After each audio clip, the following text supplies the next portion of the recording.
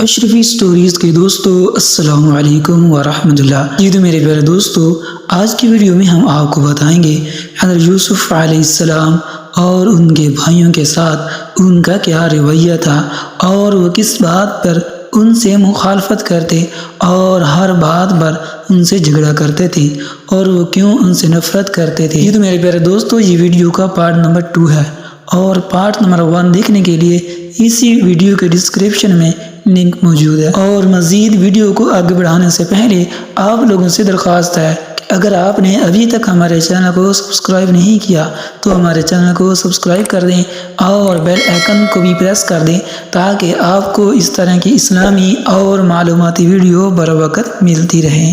جی تو دوستو، حضرت یوسف علیہ السلام کو اپنی خالہ سے بہت محبت تھی اور اس سے اس قدر چاہتے تھے کہ اس کی بھینگی آنکھیں بھی انہیں بہت اچھی لگتی تھیں۔ کھجوریں لے کر وہ بہت خوش ہو گئے اور شکریہ ادا کرتے ہوئے اچھلتے کودتے باہر نکل گئے۔ انہوں نے لیاح کو یہ کہتے سنا کہ راخل بہت پیارا بچہ ہے تیرا، تو نے بہت اچھی تربیت کی ہے اس کی، بڑا ہو کر کچھ بنے گا یہ، اور اب اس کے باپ کی تربیت اس کی شخصیت میں مزید نکھار پیدا کرے گی، کون جانے تیرا بیٹا کیا سے کیا بن جائے گا۔ لیاح نے سرد آہ بھری اور پھر اپنے اجڑ اور بدتمیز لڑکوں کے بارے میں سوچنے لگی۔ اتنے میں حضرت یوسف علیہ السلام کی آواز سنائی دی، ماں میں دبورا کے پاس جا رہا ہوں۔ دبورا کے خیمے میں روشن چراغ کی کرنیں چھن چھن کر چھت پر پڑ رہی تھی۔ حضرت یوسف علیہ السلام نے بڑے محتاط انداز میں دھیرے سے پکارا تاکہ اس کی آواز سن کر بڑھیا کہیں ڈر نہ جائے، میں یوسف ہوں۔ طویل سفر کے باوجود دبورا کے چہرے پر تھکاوٹ کے کوئی آثار نہ تھے۔ یہ دیکھ کر یوسف کی ہمت بڑھی اور شرما کر بولے، دبورا مجھے اس وقت کے بارے میں بتاؤ جب آپ پہلی بار کنعان میں آئی تھی۔ اس سوال سے جھریوں سے بھرے چہرے پر ایک اداس سی مسکراہٹ پھیل گئی۔ وہ وقت اسے ایک بیتا ہوا خواب معلوم ہونے لگا۔ اس نے اپنے خشک ہونٹوں پر زبان پھیری، اس وقت جانتے ہو میں بالکل جوان تھی، بالکل جوان اور حسین اور حیران میں تمہاری دادی ربکا کی دایا تھی۔ ربکا نہایت خوبصورت لڑکی تھی۔ بس اب میں تمہیں کیا بتاؤں، وہ سفر جو ہم نے تمہارے پردادا حضرت ابراہیم علیہ السلام کے وفادار خادم الیعزر اور اس کے ساتھیوں کے ہمراہ کیا، کیا سفر تھا۔ ہم سیدھے جبرون کی طرف چل پڑے۔ حضرت یوسف مچل اٹھے، میں بھی اسی راستے سے آیا ہوں نا، ہے نا؟ کسی دن ہم دادا اسحاق سے ملنے جبرون بھی جائیں گے۔ بہت سمجھدار ہے میرا منا۔ دکھ اس بات کا ہے کہ تمہاری دادی اماں رقبہ اس دنیا سے جا چکی ہیں، وہ تم سے مل کر کتنی خوش ہوتی۔ جب ہم اونٹوں پر سوار یہاں پہنچے تو شام کا وقت تھا اور پھر اچانک دور کھیتوں میں تمہارے دادا اسحاق آہستہ آہستہ چلتے نظر آئے۔ انہیں دیکھتے ہی تمہاری دادی جان گئی کہ یہ آدمی کون ہوگا۔ اس نے جھٹ سے برقع اوڑھ لیا۔ تمہارے دادا دادی شادی کے بعد بہت خوش رہتے تھے، لیکن 20 برس تک ان کے ہاں کوئی بچہ نہ ہوا۔ انہوں نے خدا سے منت مانی کہ انہیں اولاد دے۔ پتہ ہے منہ خدا بڑا رحیم ہے اور اپنے لوگوں کو بڑے بڑے تحفے دینے میں خوشی محسوس کرتا ہے۔ اس نے انہیں بھی 2 جڑواں بیٹے عطا کیے، عیسو اور یعقوب۔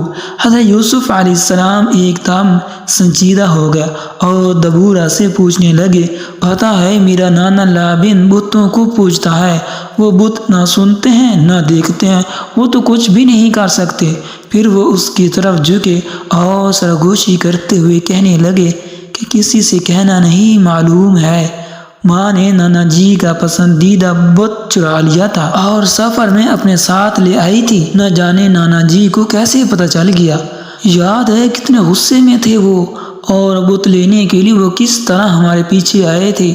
دبورا خوف زدہ سی ہو گئی کہ کیا کہا، وہ بت تمہاری ماں نے چرایا تھا؟ اور دیکھو تمہارے باپ نے اس وقت قسم کھا کر کہا تھا کہ جس کے پاس سے وہ بت ملے گا اسے جان سے مار دیا جائے گا۔ آخر تمہاری ماں نے اسے ایسی کون سی جگہ پر چھپایا کہ تلاش کے باوجود وہ نہ ملا؟ یوسف علیہ السلام نے اپنا منہ اس کے کان سے لگاتے ہوئے کہا، ماں نے وہ بت اونٹ کی کانٹی میں چھپایا ہوا تھا۔ جب نانا جی اسے ڈھونڈتے ڈھونڈتے ماں کے پاس آئے تو اس نے بہانہ کر دیا اور کاٹی پر بیٹھی رہی، لیکن دبورا خدا تو جانتا ہے، اور پھر اس نے ابو کی قسم کھاتے بھی سنا ہے، تو کیا ماں کو مرنا ہوگا؟ بتاؤ نا۔ اچھی دبورا، وہ بت تو ابھی تک ماں کے پاس ہے، وہ کہتی ہے کہ یہ میں نے صرف اس لیے پاس رکھا ہے کہ یہ مجھے گھر کی یاد دلاتا ہے۔ جی تو میرے پیارے دوستو، چند دنوں کے بعد حضرت یعقوب نے ایک قربان گاہ بنائی اور اپنے سارے گھرانے کے ساتھ مل کر وہاں زندہ خدا کی پرستش کی۔ وہ خدا سے پیار کرتے تھے، اس لیے ضروری تھا کہ ان کے گھر والے بھی اس کو جان لیتے اور اس سے محبت کرتے۔ جب وہ دیکھتے کہ ان کا بیٹا یوسف خدا کی طرف کس قدر راغب ہے تو وہ بہت خوش ہوتے، لیکن بڑے بیٹوں کو دیکھ کر وہ مایوس ہو جایا کرتے تھے۔ اس دن موسم بہت خوشگوار تھا، ٹھنڈی ٹھنڈی ہوا چل رہی تھی جو راخل کے گھنے سیاہ بالوں سے اٹکھیلیاں کرتی جاتی تھی۔ حضرت یعقوب اس کے پاس بیٹھے اس پھولوں کے گجرے گونتے ہوئے دیکھ رہے تھے۔ اس کی نرم نازک انگلیاں بڑی مہارت سے پھول پرو رہی تھیں۔ جیسے ہی حضرت یعقوب کی نظر اپنے بیٹے پر پڑی تو وہ بڑے پیار سے پکارے، یوسف ادھر تو آؤ، دیکھو تمہاری ماں کیا کر رہی ہے۔ ارے آؤ نا، دیکھو پھولوں کو بالکل ویسے ہی پرو رہی ہے جیسے جوانی میں پرویا کرتی تھی۔ حضرت یوسف نے اپنی ماں کو دیکھا اور دوڑتے ہوئے اس کی طرف لپکے۔ ماں نے اپنی ممتا بھری باہیں پھیلا دی، آؤ میری جان، اور سینے سے لگا کر پیار کرنے لگی۔ یوسف والدین کو اکٹھے دیکھ کر مچل گیا۔ ماں، سب کے چھوٹے چھوٹے بھائی ہیں، بابا میرے بھائی کیوں نہیں؟ مجھے بھی بھائی لا دیجیے نا، تمہیں بھی ضرور بھائی ملے گا۔ باپ نے بیٹے کو تسلی دیتے ہوئے کہا، بس کچھ دیر انتظار کرو، بہن آ جائے گی یا بھائی کیسا ہے منہ؟ یعقوب کی آنکھیں راخل کی آنکھوں سے ٹکرائیں اور پھر اس نے شرما کر آنکھیں نیچے کر لی۔ یوسف علیہ السلام نے اپنے باپ کا ہاتھ چھڑایا، اپنی ماں کو چوما اور یہ کہتے ہوئے بھاگ گئے، میں سب کو یہ خبر سناؤں گا، ضرور سناؤں گا۔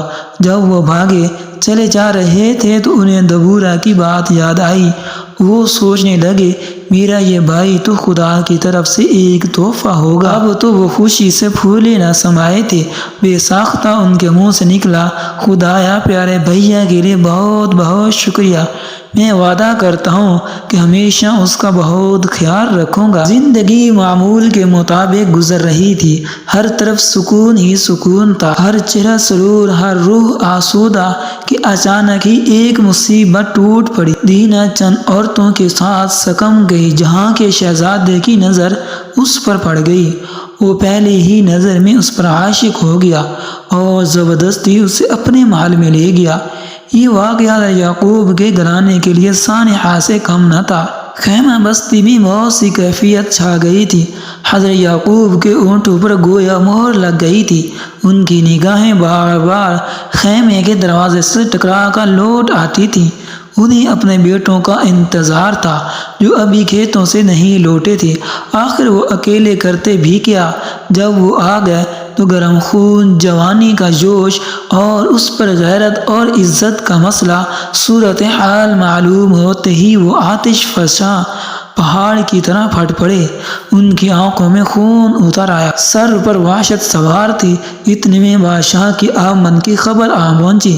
وہ چند بڑوں سے ملاقات کا خواہش مند تھا تاکہ اپنے بیٹے اور دینا کے بیاہ کی بات پکی کر سکے۔ ساری خیمہ بستی پر سناٹا طاری تھا۔ معمولی سا غلط اقدام کسی بڑے نقصان کا پیش خیمہ بن سکتا تھا۔ بادشاہ با اختیار اور معتبر شخصیت کا مالک تھا، پھر بھی وہ اپنے بیٹے کی محبت سے مغلوب ہو کر اس کی پسند کی لڑکی کا ہاتھ مانگنے اجنبیوں کے خیمے میں خود چل کر آیا تھا۔ اپنی آمد کے مقصد کا اظہار کرتے ہوئے اس نے حضرت یعقوب کو بتایا کہ اس کا بیٹا دینا کو شدت سے چاہتا ہے، وہ اس کے محل میں نہایت سکھی رہے گی اور ایک لڑکی کو اس سے زیادہ اور کیا چاہیے۔ یہاں تک کہ اس نے دینا کی شادی کے لیے حضرت یعقوب علیہ السلام سے مطالبہ جاننے کی خواہش کا اظہار بھی کیا۔ حضرت یعقوب جھنجھلا اٹھے، خدا نے بت پرستوں میں شادی بیاہ رچانے سے منع فرمایا تھا۔ دوسری طرف ان کی بیٹی دینا کی خوشیاں تھیں جنہیں وہ ٹھکرانا نہیں چاہتے تھے۔ اس کے علاوہ وہ یہ بھی جانتے تھے کہ خدا کے بغیر زندگی کوئی زندگی نہیں ہوتی۔ ابھی وہ اسی شش و پنج میں مبتلا تھے کہ ان کے بیٹے بول پڑے، عالی جاہ اپنی بہن کا ہاتھ ایسے شخص کے ہاتھ میں نہیں دے سکتے جو نامختون ہو۔ پہلے آپ سکم کے مردوں کا ختنہ کروا دیجئے، پھر ہماری کسی بھی لڑکی کو بیاہ سکتے ہیں اور ہم بھی آپ کی لڑکیوں سے شادیاں کر لیں گے۔ یہ شرط بڑی خوشی سے قبول کر لی گئی۔ تاہم تیسرے روز جب سب مرد درد سے کراہ رہے تھے اور نہایت تکلیف میں مبتلا تھے تو دینا کے بھائی اسی وقت سکم میں داخل ہوئے۔ چونکہ وہ لوگ انہیں اپنا دوست سمجھتے تھے، اس لیے انہیں گھر گھر داخل ہونے میں کوئی رکاوٹ پیش نہ آئی۔ ان کے اعتماد کا فائدہ اٹھاتے ہوئے انہوں نے ہر گھر کے مردوں کو تلوار سے قتل کر ڈالا۔ فتح کے نشے میں چور اور وہ اپنے دوسرے بھائیوں کو بھی لے آئے اور مل کر سارے شہر میں لوٹ مار مچا دی۔ یہ سب کچھ اتنی جلدی ہو گیا کہ خیمہ بستی کو کانوں کان خبر نہ ہوئی کہ کیا ہوا ہے۔ سب بھائی اپنے اونٹ دوڑائے جاتے اور خوشی سے چلا رہے تھے، کہہ لگا رہے تھے اور آپس میں بیہودہ مذاق کر رہے تھے۔ پھر خیمہ بستی کے مکینوں نے بھیڑوں، بکریوں اور دیگر مویشیوں کی آوازیں سنی جو عورتوں اور بچوں کی چیخ و پکار اور آہ و بکار کے علاوہ تھیں۔ انہیں اپنی آنکھوں پر یقین نہیں آ رہا تھا۔ حضرت یعقوب کے بیٹوں نے نہ صرف سکم کو لوٹا بلکہ وہاں کی عورتوں اور بچوں کو بھی اغوا کر لیا۔ یہ سب کچھ دیکھ کر حضرت یعقوب غصے میں آپے سے باہر ہو گئے۔ وہ بیٹوں پر برس پڑے، تم نے یہ کیا کیا؟ میرے نام کو مٹا دیا ہے، ڈبو دیا ہے۔ مقامی لوگ ہمیں آسانی سے شکار کر سکتے ہیں اور پھر تم نے خدا کی بھی توہین کی ہے، میرے سینے میں چھرا کھونپا ہے تم نے۔ شمعون نے چلا کر جواب دیا، اپنی بیٹی کی آبرو ریزی کا انتقام لینا تمہارا کام تھا۔ پھر اس نے دینا کو باپ کی طرف دھکا دیتے ہوئے نفرت سے کہا، یہ رہی تمہاری بیٹی، تم بزدل ہو، ہاں بزدل ہو تم۔ خیمہ بستی پر خوفناک تاریکی چھا گئی تھی، ایک گمبھیر تاریکی جیسے سب موت کے فرزند ہوں۔ وہ رات بڑی بھاری تھی، مایوسی فضا میں رچی ہوئی تھی۔ روح کا وہ جلپن اور دل کا کرب حضرت یعقوب کو کچلے جا رہا تھا۔ ان کے قدم من کے ہو رہے تھے۔ انہوں نے خود کو بڑی ہمت سے سمیٹا اور خیمے سے باہر نکل آئے۔ گہری خاموشی، بیزار کن سناٹا، دور دور تک نہ کوئی بندہ بشر، نہ پتوں کی سرسراہٹ، جیسے سارا عالم ان کے وجود کی اداسی میں تحلیل ہو چکا ہو۔